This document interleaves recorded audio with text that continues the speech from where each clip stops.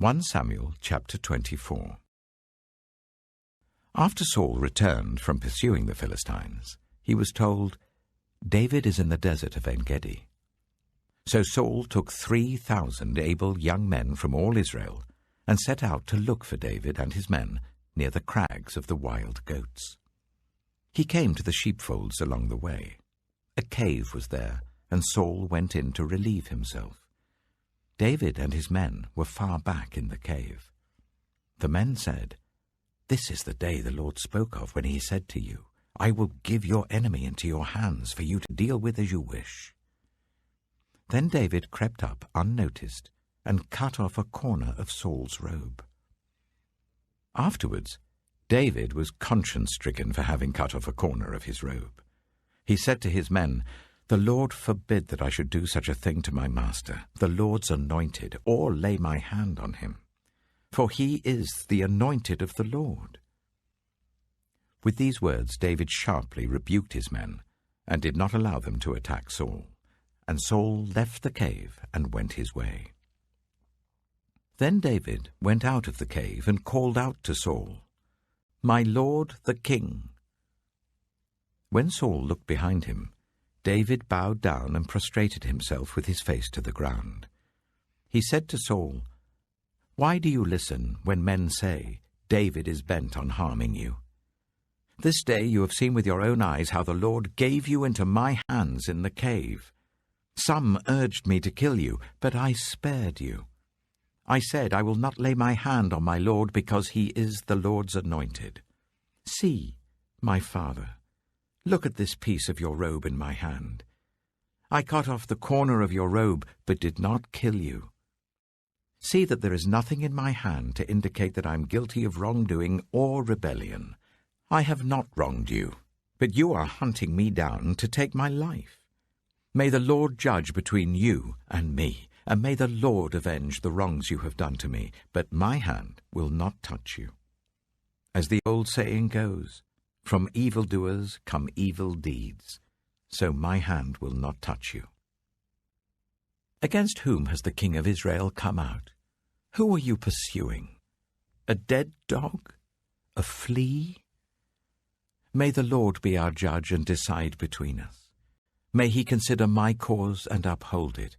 May he vindicate me by delivering me from your hand."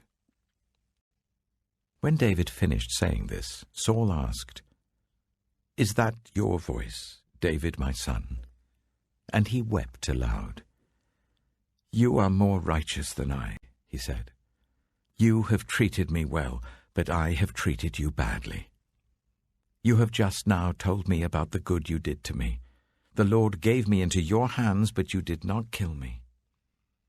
When a man finds his enemy, does he let him get away unharmed? May the Lord reward you well for the way you've treated me today. I know that you will surely be king, and that the kingdom of Israel will be established in your hands. Now swear to me by the Lord that you will not kill off my descendants or wipe out my name from my father's family." So David gave his oath to Saul. Then Saul returned home, but David and his men went up to the stronghold.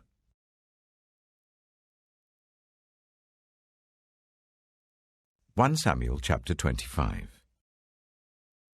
Now Samuel died, and all Israel assembled and mourned for him, and they buried him at his home in Ramah. Then David moved down into the desert of Paran. A certain man in Maon, who had property there at Carmel, was very wealthy. He had 1,000 goats and 3,000 sheep, which he was shearing in Carmel. His name was Nabal, and his wife's name was Abigail. She was an intelligent and beautiful woman, but her husband was surly and mean in his dealings. He was a Calebite. While David was in the wilderness, he heard that Nabal was shearing sheep. So he sent 10 young men and said to them, "Go up to Nabal at Carmel and greet him in my name. Say to him, 'Long life to you, good health to you and your household, and good health to all that is yours. Now I hear that it is sheep-shearing time. When your shepherds were with us, we did not ill-treat them, and the whole time they were at Carmel, nothing of theirs was missing. Ask your own servants, and they will tell you. Therefore be favorable towards my men, since we come at a festive time. Please give your servants and your son David whatever you can find for them." When David's men arrived, they gave Nabal this message in David's name. Then they waited. Nabal answered David's servant, "Who is this David? Who is this son of Jesse? Many servants are breaking away from their masters these days. Why should I take my bread and water and the meat I've slaughtered for my shearers and give it to men coming from who knows where?" David's men turned round and went back. When they arrived, they reported every word. David said to his men, "Each of you strap on your sword." So they did, and David strapped his on as well. About 400 men went up with David, while 200 stayed with the supplies. One of the servants told Abigail, Nabal's wife, "David sent messengers from the wilderness to give our master his greetings, but he hurled insults at them. Yet these men were very good to us. They did not ill-treat us, and the whole time we were out in the fields near them, nothing was missing. Night and day, they were a wall around us the whole time we were herding our sheep near them. Now think it over and see what you can do, because disaster is hanging over our master and his whole household. He is such a wicked man that no one can talk to him." Abigail acted quickly. She took 200 loaves of bread, 2 skins of wine, 5 dressed sheep, 5 seahs of roasted grain, 100 cakes of raisins, and 200 cakes of pressed figs, and loaded them on donkeys. Then she told her servants, "Go on ahead, I'll follow you." But she did not tell her husband Nabal. As she came riding on her donkey into a mountain ravine, there were David and his men descending towards her, and she met them. David had just said, "It's been useless, all my watching over this fellow's property in the wilderness, so that nothing of his was missing. He has paid me back evil for good. May God deal with David, be it ever so severely, if by morning I leave alive one male of all who belong to him." When Abigail saw David, she quickly got off her donkey and bowed down before David with her face to the ground.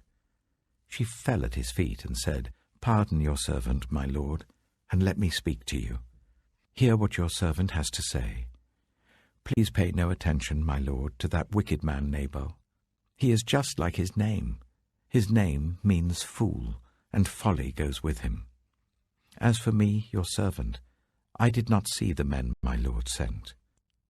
And now, my lord, as surely as the Lord your God lives and as you live, since the Lord has kept you from bloodshed and from avenging yourself with your own hands, may your enemies and all who are intent on harming my lord be like Nabal.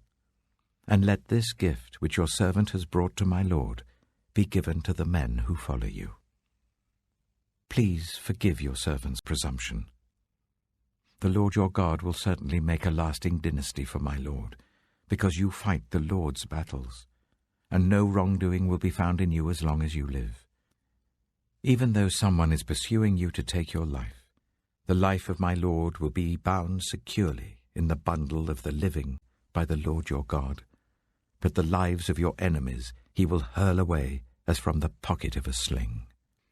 When the Lord has fulfilled for my lord every good thing he promised concerning him, and has appointed him ruler over Israel, my lord will not have on his conscience the staggering burden of needless bloodshed or of having avenged himself.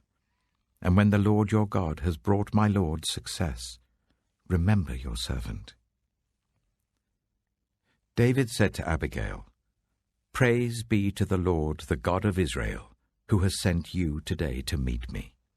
May you be blessed for your good judgment and for keeping me from bloodshed this day and from avenging myself with my own hands. Otherwise, as surely as the Lord, the God of Israel, lives, who has kept me from harming you, if you had not come quickly to meet me, not one male belonging to Nabal would have been left alive by daybreak." Then David accepted from her hand what she had brought to him and said, Go home in peace. I have heard your words and granted your request." When Abigail went to Nabal, he was in the house holding a banquet like that of a king. He was in high spirits and very drunk. So she told him nothing at all until daybreak. Then, in the morning, when Nabal was sober, his wife told him all these things, and his heart failed him, and he became like a stone. About 10 days later, the Lord struck Nabal, and he died.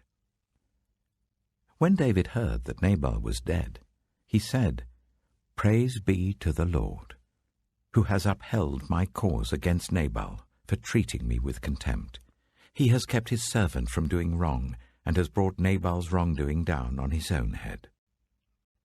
Then David sent word to Abigail, asking her to become his wife. His servants went to Carmel and said to Abigail, "David has sent us to you to take you to become his wife." She bowed down with her face to the ground and said, "I am your servant, and am ready to serve you and wash the feet of my Lord's servants." Abigail quickly got on a donkey, and attended by her 5 female servants, went with David's messengers and became his wife.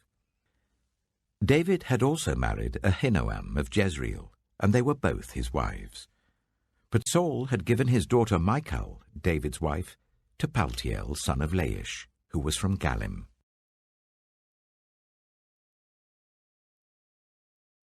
1 Samuel chapter 26. The Ziphites went to Saul at Gibeah, and said, "Is not David hiding on the hill of Hachilah, which faces Jeshimon?"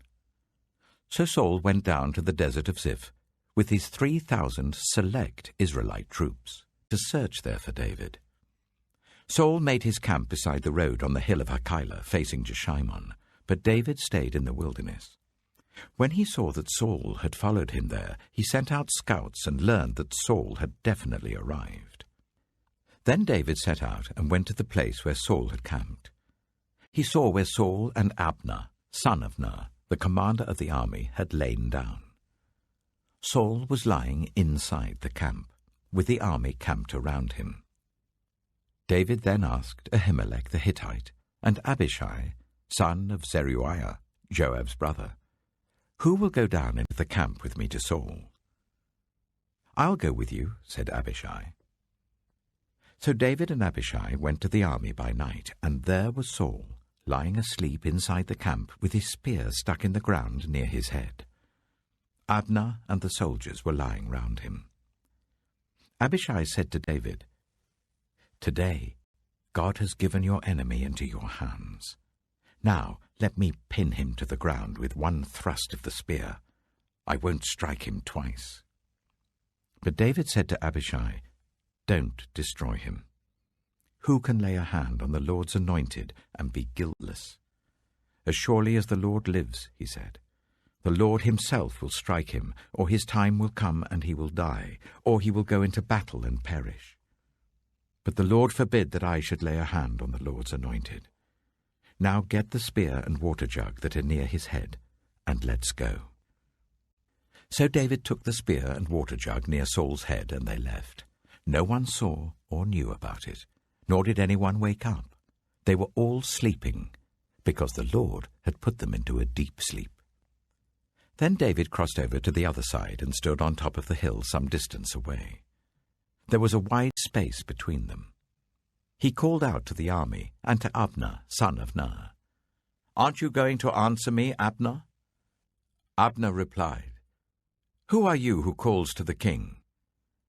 David said, "You're a man, aren't you? And who is like you in Israel? Why didn't you guard your lord the king? Someone came to destroy your lord the king. What you have done is not good. As surely as the Lord lives, you and your men must die, because you did not guard your master, the Lord's anointed. Look around you. Where are the king's spear and water jug that were near his head?" Saul recognized David's voice and said, "Is that your voice, David, my son?" David replied, "Yes, it is, my lord the king." And he added, Why is my Lord pursuing his servant? What have I done, and what wrong am I guilty of? Now let my lord the king listen to his servant's words. If the Lord has incited you against me, then may he accept an offering. If, however, people have done it, may they be cursed before the Lord. They have driven me today from my share in the Lord's inheritance, and have said, Go serve other gods. Now do not let my blood fall to the ground far from the presence of the Lord. The king of Israel has come out to look for a flea, as one hunts a partridge in the mountains. Then Saul said, I have sinned. Come back, David, my son. Because you considered my life precious today, I will not try to harm you again. Surely I have acted like a fool, and have been terribly wrong. Here is the king's spear, David answered. Let one of your young men come over and get it. The Lord rewards everyone for their righteousness and faithfulness. The Lord gave you into my hands today, but I would not lay a hand on the Lord's anointed. As surely as I valued your life today, so may the Lord value my life and deliver me from all trouble. Then Saul said to David, May you be blessed, David, my son. You will do great things and surely triumph. So David went on his way, and Saul returned home.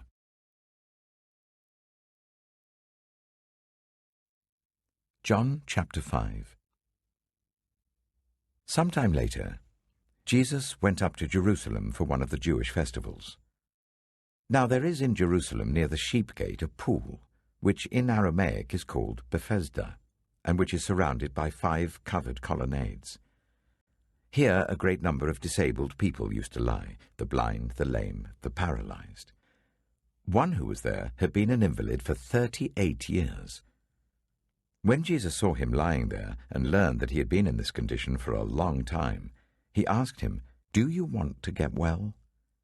Sir, the invalid replied, I have no one to help me into the pool when the water is stirred.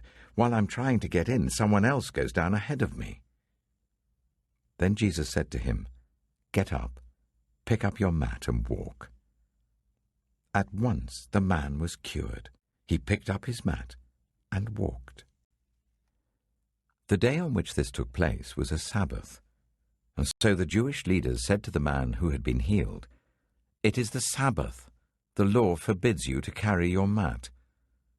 But he replied, The man who made me well said to me, Pick up your mat and walk. So they asked him, Who is this fellow who told you to pick it up and walk? The man who was healed had no idea who it was, for Jesus had slipped away into the crowd that was there. Later, Jesus found him at the temple and said to him, See, you are well again. Stop sinning, or something worse may happen to you. The man went away and told the Jewish leaders that it was Jesus who had made him well. So, because Jesus was doing these things on the Sabbath, the Jewish leaders began to persecute him. In his defense, Jesus said to them, My Father is always at his work to this very day, and I too am working. For this reason they tried all the more to kill him. Not only was he breaking the Sabbath, but he was even calling God his own Father, making himself equal with God. Jesus gave them this answer, Very truly, I tell you, the Son can do nothing by himself. He can only do what he sees his Father doing, because whatever the Father does, the Son also does. For the Father loves the Son, and shows him all he does. Yes, and he will show him even greater works than these, so that you will be amazed. For just as the Father raises the dead and gives them life, even so the Son gives life to whom he is pleased to give it. Moreover, the Father judges no one, but has entrusted all judgment to the Son, that all may honor the Son just as they honor the Father. Whoever does not honor the Son does not honor the Father who sent him. Very truly I tell you, whoever hears my word and believes him who sent me has eternal life and will not be judged, but has crossed over from death to life. Very truly I tell you, a time is coming and has now come, when the dead will hear the voice of the Son of God, and those who hear will live. For as the Father has life in himself, so he has granted the Son also to have life in himself. And he has given him authority to judge, because he is the Son of Man. Do not be amazed at this, for a time is coming when all who are in their graves will hear his voice and come out. Those who have done what is good will rise to live, and those who have done what is evil will rise to be condemned. By myself I can do nothing. I judge only as I hear, and my judgment is just, for I seek not to please myself, but him who sent me. If I testify about myself, my testimony is not true. There is another who testifies in my favor, and I know that his testimony about me is true. You have sent John, and he has testified to the truth. Not that I accept human testimony, but I mention it that you may be saved. John was a lamp that burned and gave light, and you chose for a time to enjoy his light. I have testimony weightier than that of John, for the works that the Father has given me to finish, the very works that I'm doing, testify that the Father has sent me. And the Father who sent me has himself testified concerning me. You have never heard his voice, nor seen his form, nor does his word dwell in you, for you do not believe the one he sent. You study the Scriptures diligently because you think that in them you have eternal life. These are the very Scriptures that testify about me, yet you refuse to come to me to have life. I do not accept glory from human beings, but I know you. I know that you do not have the love of God in your hearts. I have come in my Father's name, and you do not accept me. But if someone else comes in his own name, you will accept him. How can you believe, since you accept glory from one another, but do not seek the glory that comes from the only God? But do not think I will accuse you before the Father. Your accuser is Moses, on whom your hopes are set. If you believed Moses, you would believe me, for he wrote about me. But since you do not believe what he wrote, how are you going to believe what I say?